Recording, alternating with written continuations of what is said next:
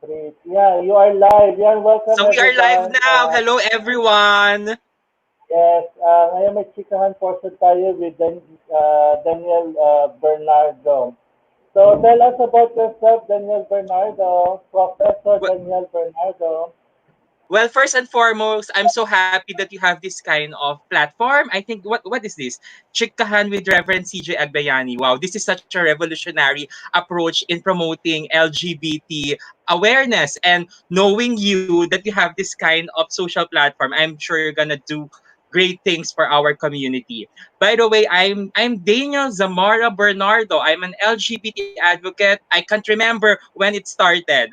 Um, According to your questions, you are asking me what are the things that I'm doing. Well, currently, I'm a social entrepreneur. I have my own family business that I inherited from my parents. So we have our own wet and dry market in Parañaque. So I am one of the managing partners there together with my brother. So I am a social entrepreneur by profession as well because I believe that LGBT should be independent. It's so hard for an LGBT Filipino to grow old without any savings, investment, or economic livelihood. In Tagalog, there is a saying, mahirap tumanda ang isang bakla sa Pilipinas nang walang ipon. And I wanted to embark on that kind of ideology that I would be at my best and be independent from any externalities. And aside from that, I'm also a college faculty at the Adamson University. So I'm a full-time faculty in social science.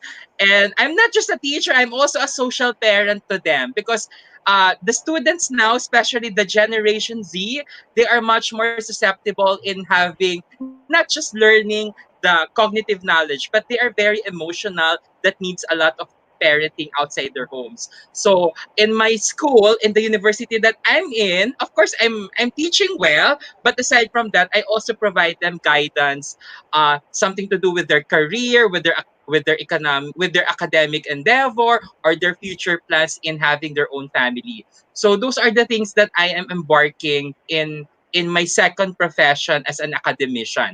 And third, I'm also a PhD student at De La Salle University Manila taking up development studies. So I am in the point of my comprehensive exam and my dissertation, and my dissertation actually in this university has something to do with beauty and power.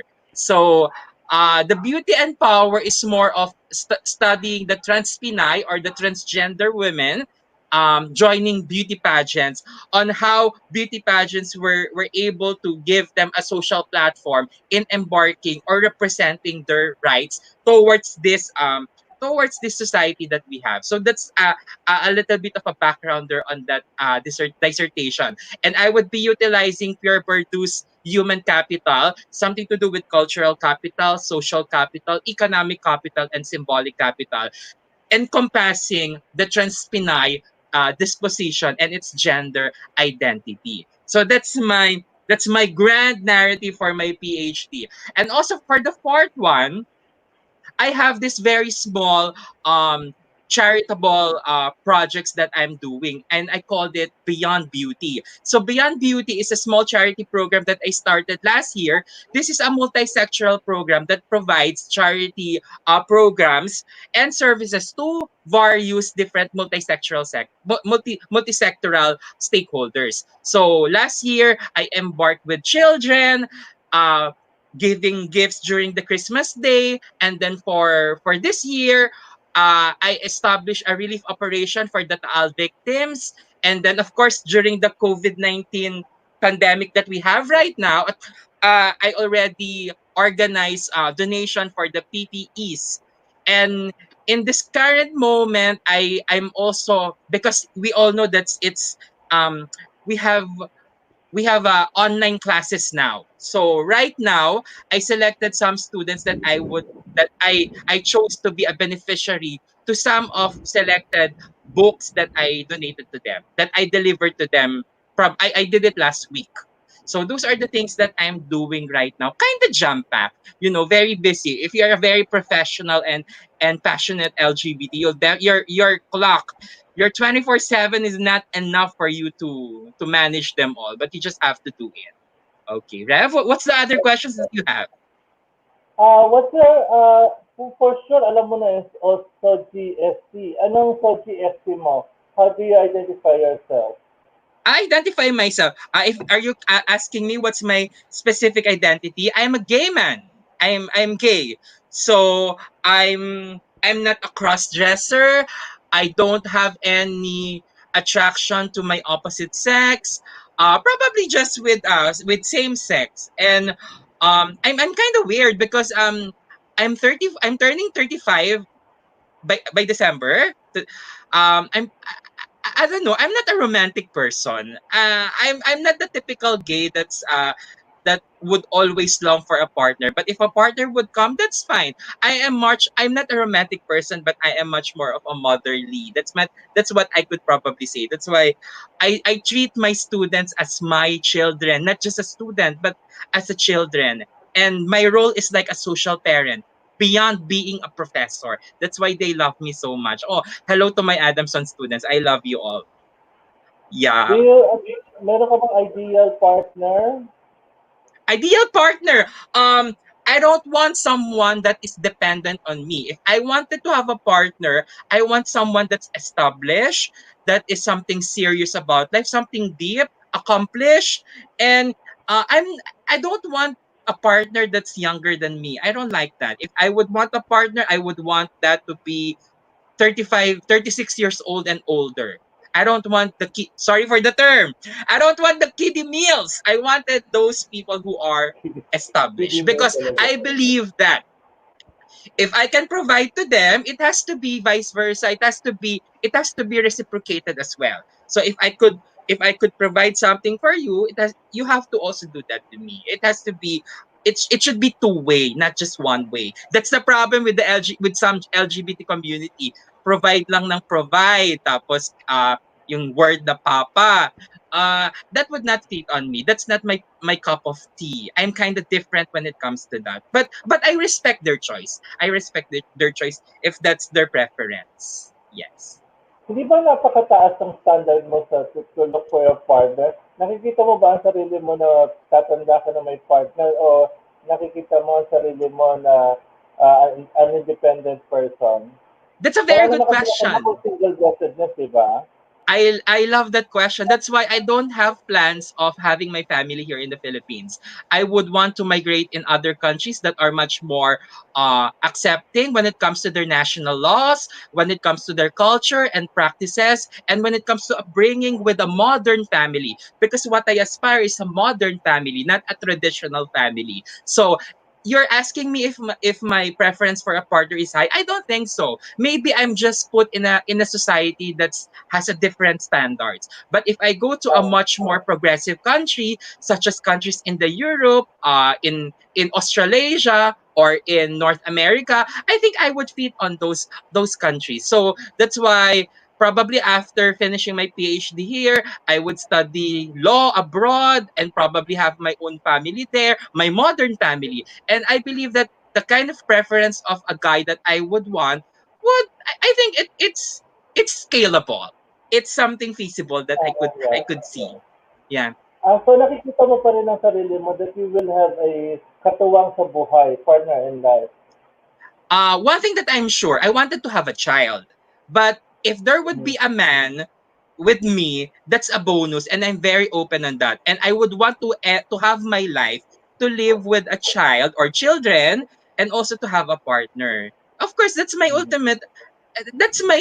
dream. But my priority is to have a child because I'm much more of a motherly. Oh, who else?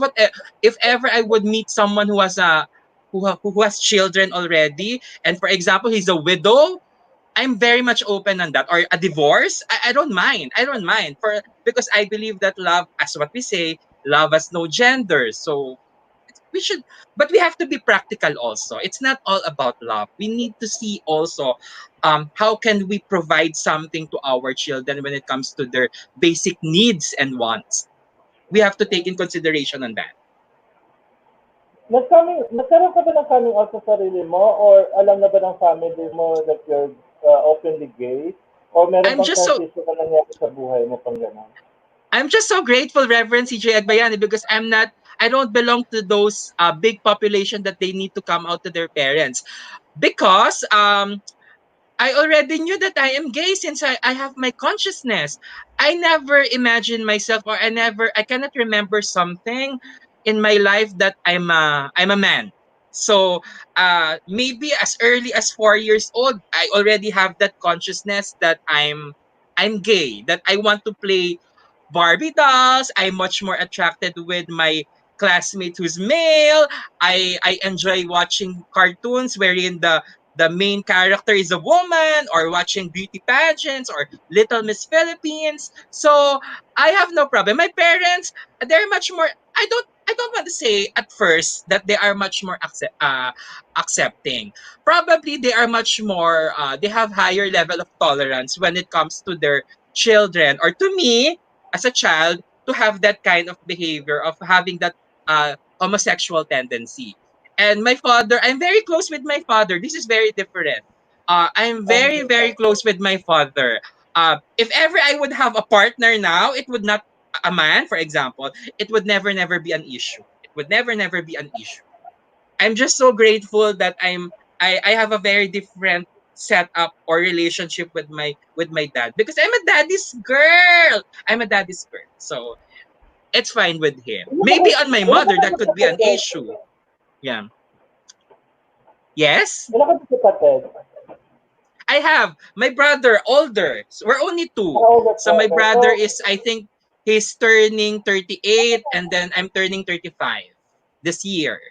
okay. So, sa experience, yung acceptance, tolerance ng family, it helps you well, yung mental health mo, yung well-being mo, malaking tulong talaga yung acceptance. Tama, di ba?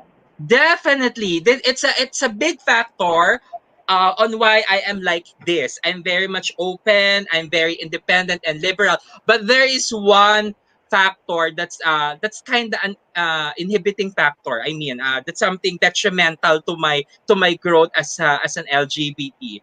And sadly, that's the school. If you are educated in a Catholic school, just like the school that I have, I don't want to mention that school because it's not a good school. I'm very honest on that. Because we experience. Come look at this, Reverend. I experienced studying in that school, and we gay.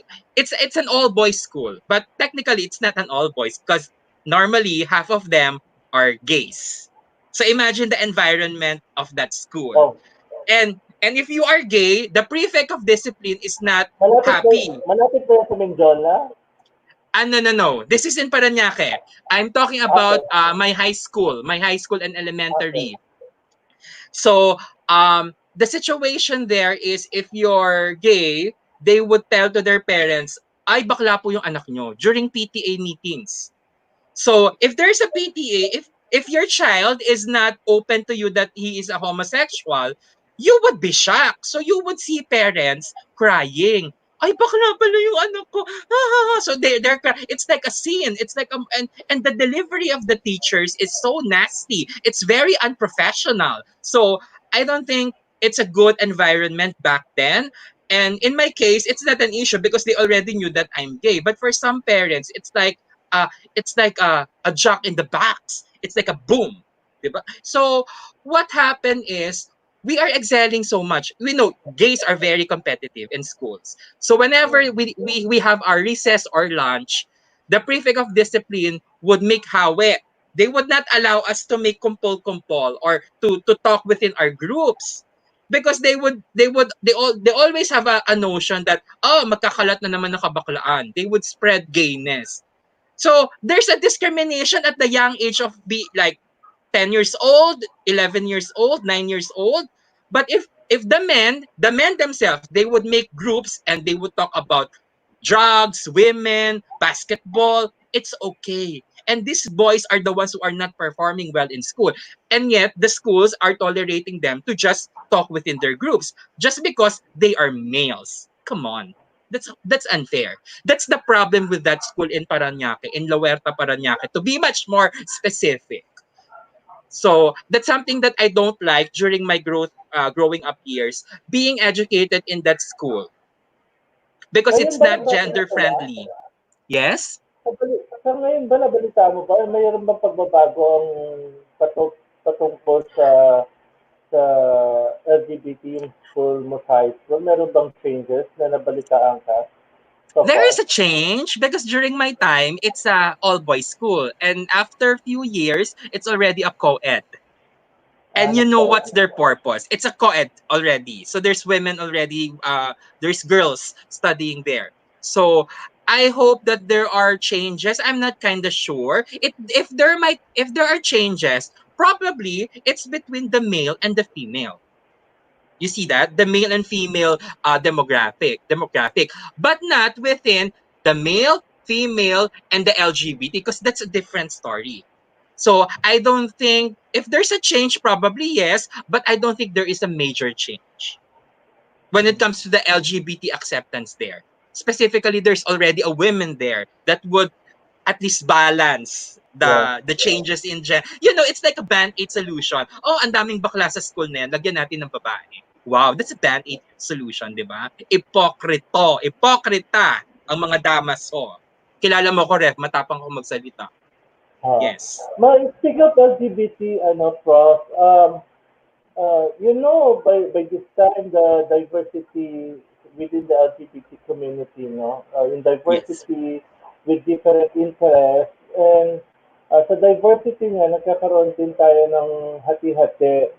So, what do you think will be the best or or process on how to unite the LGBTQ community in the Philippines?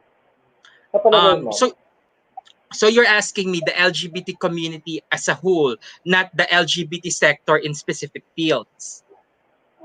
Within the LGBT activism sa Pilipinas, kasi di ba, hiwa-hiwalay tayo, merong mga LGBT na DPS, may dilawan, may pulahan, may dilawan, may koyomanggi, may rainbow.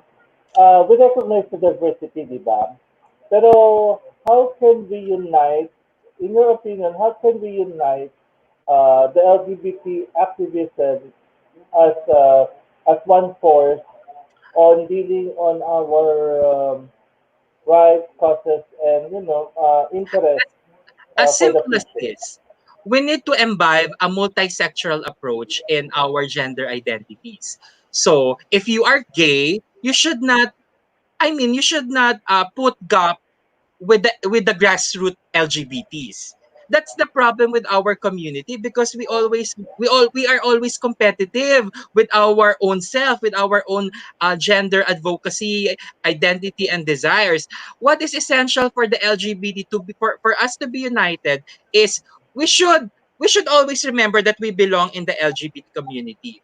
But then again, our other facets or other social background, what we're talking about here is the different dynamics such as the class, religion, the educational attainment, and other things.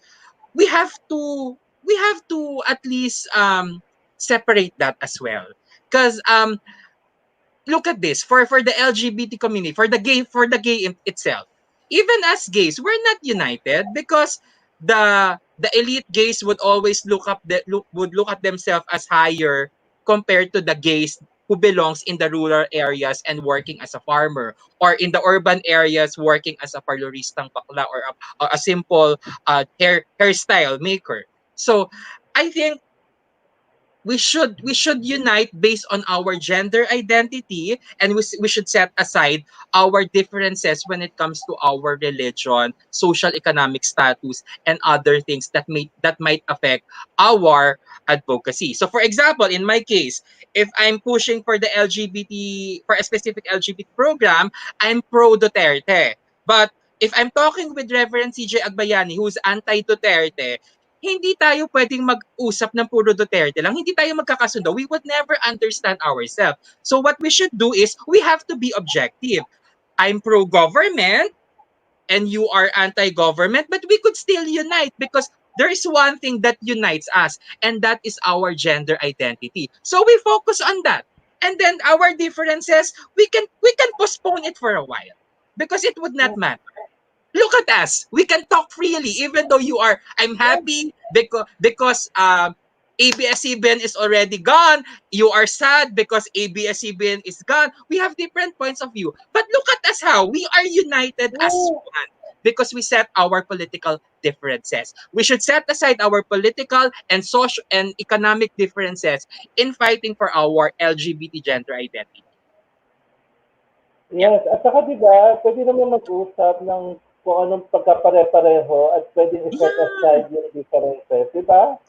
Puwede Yeah, at naman saka yun, 'di ba? Reverend CJ Agbayan, yung problem with the LGBT community, again, pag may nakitang post sa Facebook na against sa kanyang political ideology or belief, na may personal na, it's like, ano mo lang siya, daanan mo lang siya, wag mo siyang pepersonalin. Because a personal is political. There's a saying like that, di ba? Personal is political. So, if you Yes. put that to yourself na pinersonal mo yon, na ay, anti-government to si Reverend CJ Agbayani, LGBT pa man, then ay hindi ko na siya isasama sa mga LGBT advocacy ko. Eh lalo walang mangyayari sa atin, 'di ba? Ang maganda nga diyan, our differences can actually we should acknowledge our differences because it's not a mortal sin to acknowledge our differences. That's our free will as an individual in this democratic society. So I don't have problem with that, 'di ba? Ang problem kasi with other people, they shut me down na. Ay anti-government to, shut down na to. Ay pro-government to, i-shut down na natin to sa usapan kahit bakla siya. Hindi na natin siya iimbitahin sa mga LGBT talks natin. Eh sinong nawalan? Tayo.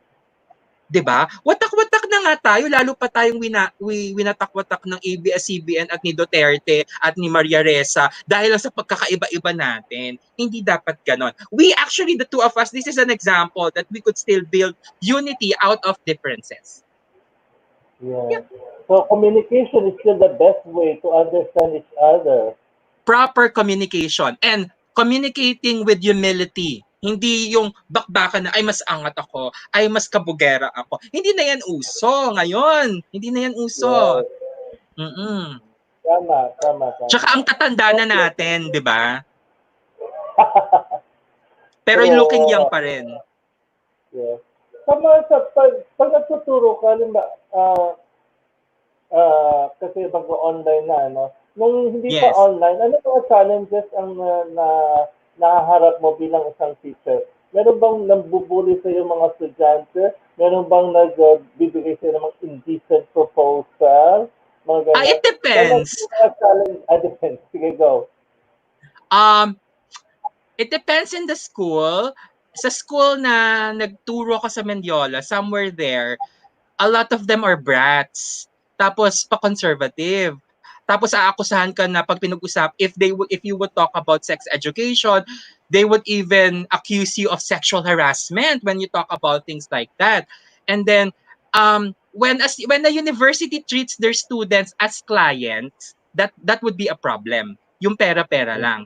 So, sandali lang ako sa school na yon kasi hindi rin naman ako nag-fit in at hindi rin naman nila ako gusto at hindi ko rin sila gusto. So, I tried this school in Calao and I perfectly fit. Kasi sabi ko nga, hindi porke eto pagtatanggol ko ang mga Catholic school. Hindi porke Catholic school, sarado na sila sa usaping liberal. Lalo na when it comes to gender, identity, and sex. Probably in some school, just like somewhere in Mendiola. But in this school that I'm into, I was so surprised. Because sabi ko, wow, hindi lang pala Ateneo and Lasal ang mga ganitong very liberal, has this kind of liberal educations kahit Catholic school sila. This particular school, Adamson, is also liberal when it comes to I've never been discriminated because I'm gay. Promise. And actually it's an asset. I was hired by my chair because he needs we would be establishing a gender God office, gender ano ba yun? Advocacy Gender person. yeah, the God office. We would be establishing a God in Adamson as part of the development in the curriculum. So it's like a gender center. And you wanted someone that would help him. And fortunately, I applied in that school without knowing that that's the thing that they need. I was just hired within 3 hours. Within 3 hours during my interview, hindi na ako pinakawalan kasi kasi ayoko makipagplastikan. Sinabi ko, liberal ako magturo. Kung hindi kayo open sa liberal education, I'm not perfect for this because I don't want this to happen anymore. Yung nangyari sa akin sa Mendiola. So ang nangyari, nag-aaral ka pala ng LGBT, mga massage parlor, mga RH bill, pati yung My Husband's Lover. Inaral ko kayo.